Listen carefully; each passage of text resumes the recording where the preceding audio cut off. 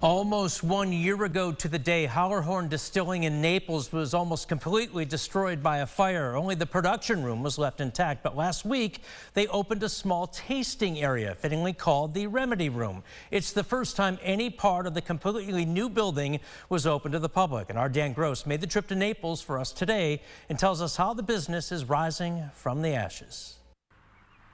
Hollerhorn Distilling was built from the ground up by Carl Neubauer and his wife Melissa. This big dream, 15 years in the works, first opened in 2018. I've been distilling and studying distillation for almost 20 years. And I've been a builder for almost 30 years and was ready to make a career shift. Hollerhorn had a thriving distillery, live music lineup, and a kitchen. But all that changed in May of last year.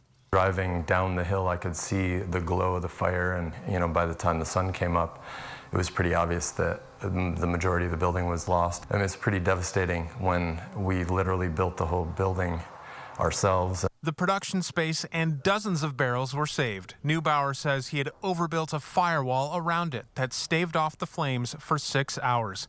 That space will be fully operational in about 2 weeks. And over the past year, he's been working day and night, not only as the only one producing their spirits, but hand building a whole new Hollerhorn. Yeah, I've not slept well in 12 months. That's bigger, better, and more streamlined.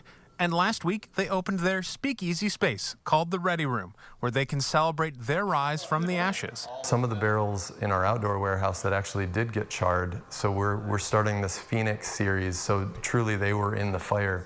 With the community that has helped them along the way.